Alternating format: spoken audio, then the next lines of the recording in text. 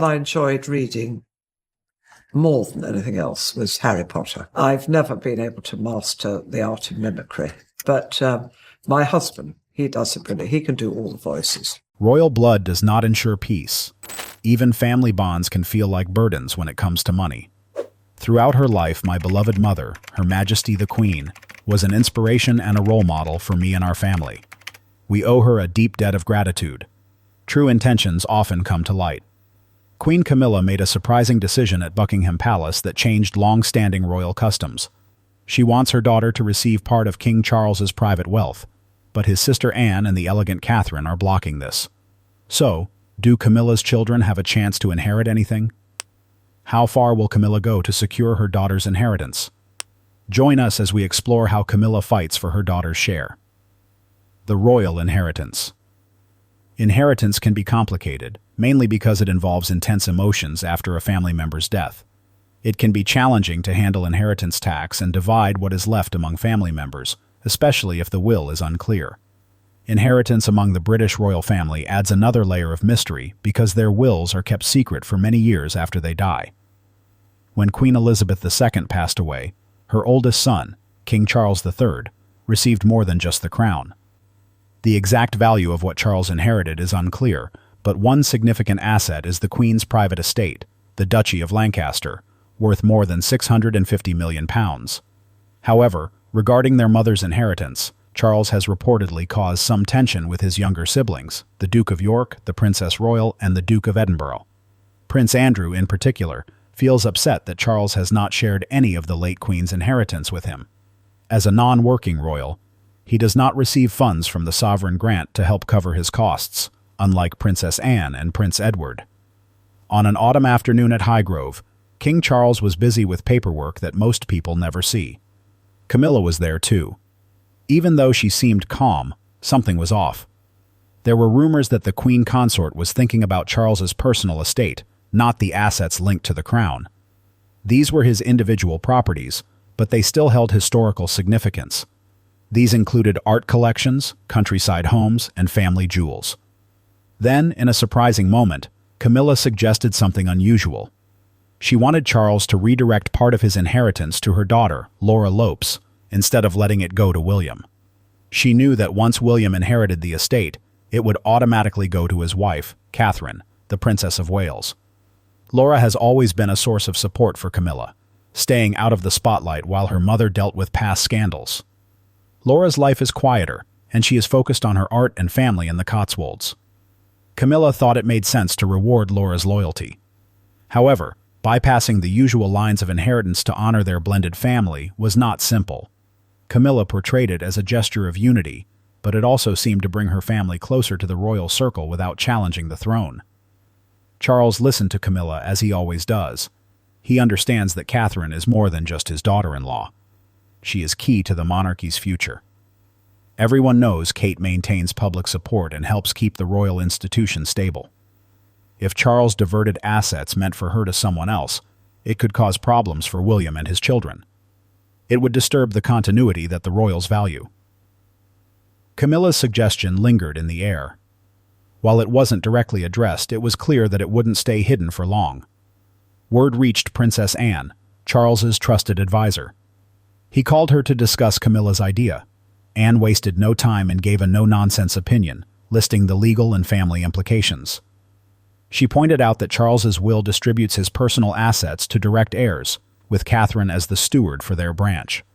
Changing that could invite scrutiny from Parliament, especially given past financial controversies.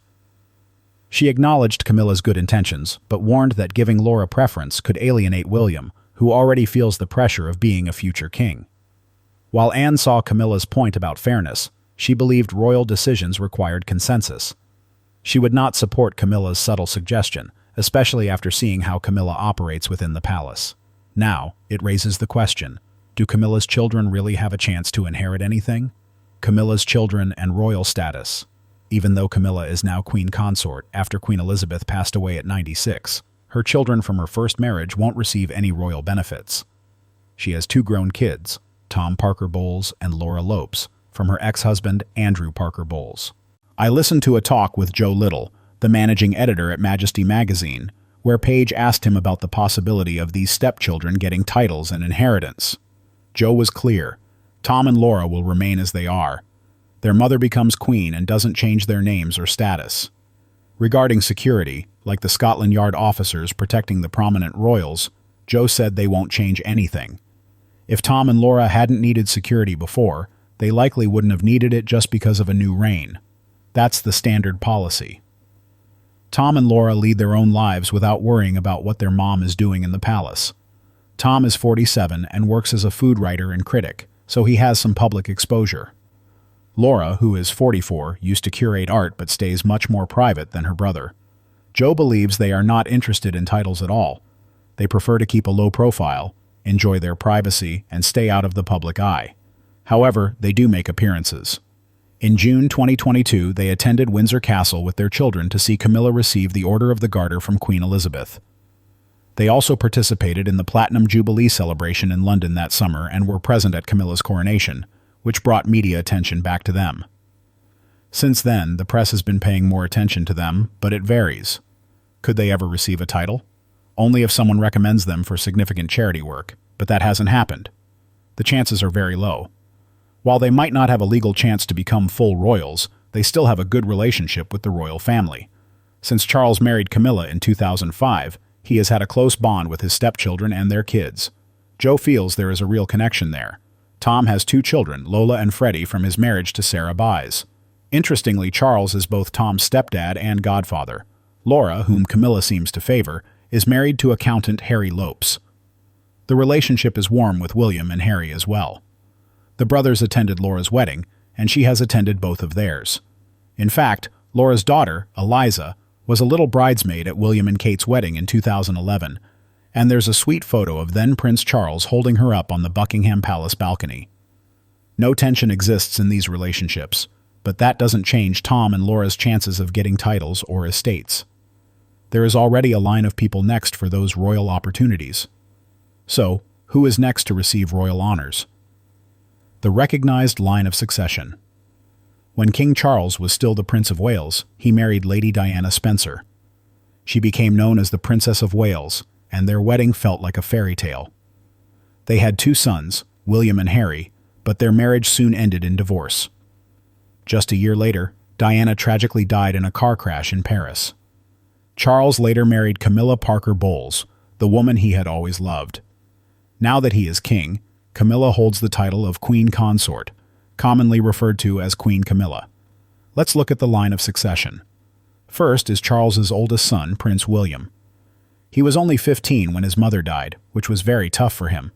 William took on royal duties early on. By 21, he was a state counselor, stepping in for the Queen at events. He and Catherine have 3 children, George, Charlotte, and Louis. William inherited the Duchy of Cornwall from Charles and is now the Prince of Wales. Catherine is the Princess of Wales, supporting William in his royal duties. Harry is no longer second in line. That goes to William's son, Prince George, Princess Charlotte, and Louis. Harry holds the title of Duke of Sussex and married Meghan Markle on May 19, 2018. In January 2020, they announced they would step back as senior royals and divide their time between the UK and North America, seeking financial independence. Over a year later, Buckingham Palace confirmed they were no longer active royals, giving up military honors and patronages. Harry's children have a different situation. When Charles became king, Harry and Meghan's son received the title of prince. Harry and Meghan will let their kids decide about titles when they are older. Their son Archie has a sister. Next in line is Prince Andrew, the Queen's other son. He became the Duke of York when he married Sarah Ferguson in 1986, and she became the Duchess of York. They have 2 daughters, but their marriage ended after about 10 years. Andrew returned from royal duties in 2019 after a problematic interview about his connections to Jeffrey Epstein. In February 2022, he settled a lawsuit from one of Epstein's victims for an undisclosed amount, but he did not admit guilt and has consistently denied wrongdoing. Since Andrew and Sarah are no longer together, the title of Duchess of York went to their older daughter, Princess Beatrice. Her daughter, Sienna Elizabeth, is now 10th in line to the throne. The succession list is long and complicated. There are also talks about Camilla's daughter, Laura Lopes, possibly getting royal inheritance, which some believe would be unfair considering her step-family status. As the king, Charles is part of this royal history. He felt it was best to involve another traditional royal, his sister Anne. Anne is dedicated to royal traditions. She has served the king for many years, and her experience is valuable for maintaining royal duties. Charles and Anne, guardians of tradition. Princess Anne does not want to be known for glamorous outfits or for being in the spotlight. Instead, she focuses on her hard work as a royal. She supports many organizations and represents the royal family at events like openings and galas. People often call her the backbone of the royal family because of her strong work ethic. She carried out 474 engagements last year alone. Unlike her more reserved mother, Anne shows her personality in her work. She is 16th in line to the throne but does not seem to care much about that title. Anne is a skilled networker who is not afraid to share her thoughts. In 2019, she made headlines on Twitter after disagreeing with the Queen about greeting President Donald Trump. Her accomplishments include a Nobel Peace Prize nomination, participation in the Olympics, and successfully fending off a kidnapping attempt. Strict rules govern royal behavior, making it hard to show true feelings. However, Princess Anne and King Charles share a close bond that they keep private. Their relationship may not be flashy, but it is strong, built on respect and understanding. Anne and Charles grew up in Buckingham Palace as the children of Queen Elizabeth II and Prince Philip. They were close siblings, supporting each other through royal duties and public scrutiny. Charles was more reserved and thoughtful, while Anne was lively and brave. Their different personalities worked well together. Their strong relationship continued as they grew up, and they helped each other during tough times. Anne excelled in equestrian sports, and Charles supported her. They often worked together in their royal roles, with Anne being a dependable presence during challenges. Anne has always supported Charles, gaining his trust. He relied on her loyalty and commitment when he became king, knowing she would not seek attention. Though not always popular, Anne earned respect for her honesty and dedication to duty. Today, she is known for her hard work and honesty as a royal. People often discuss royal succession, especially King Charles's choices. Additionally, Catherine, though not yet queen, received an inheritance from Queen Elizabeth II that caught people's attention. Catherine's inheritance. After Queen Elizabeth II passed away, it was confirmed that Kate Middleton inherited essential items from her. King Charles III received most of the Queen's estate, worth about €650 million, which includes the Sandringham and Balmoral castles. However, interest grew around Queen Elizabeth's personal jewelry. Royal women usually inherit this type of jewelry, so both Queen Camilla and Kate Middleton now have access to it. The Queen's private jewelry collection has around 200 pieces, including 98 brooches and 34 earrings valued at several $100 million.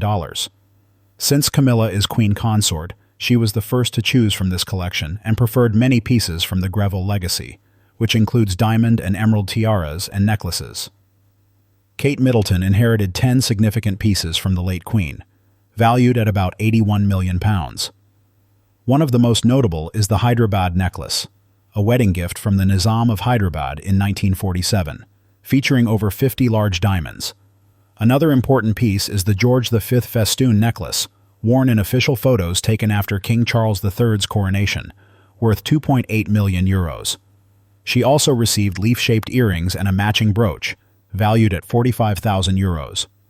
With this inheritance, Kate strengthens her position in the royal family, next in line after Camilla. Do you think Camilla's children will receive royal titles? Share your thoughts in the comments.